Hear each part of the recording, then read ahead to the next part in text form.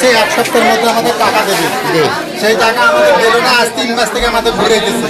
আজকে আমাদের লোন দেওয়ার কথা ছিল, সেই লোনটা আমি এখন মিলিয়ে আসি, দেখি অনেক কিছু এখানে গোলমাল হয়ে গেছে, আমাদের টাকা দিচ্ছে না। এই জন্য এখানে সবাই আমরা গোলমালি শুরু হয়ে গেছে। এখন ওরা অফিস গোটে আমরা চলে যেতে চাচ্ছি, আর আমরা সবাই ওরা আটকে রাখছি।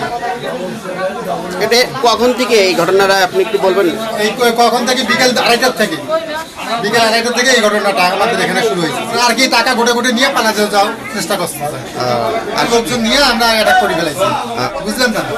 আমরা জানি যে ভিতরে একজনকে 1 ঘন্টা আটকা রাখছিল একজন গ্রাহক। হ্যাঁ, আমরা ভিতরে আটকে রাখছিলাম।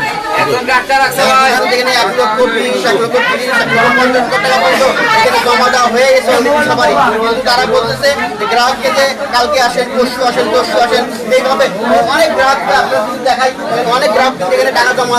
এখানে আমাদের একজন ভাই ভাই, আপনি কত টাকা জমা? আমি 62,000 টাকা জমা দিয়েছি।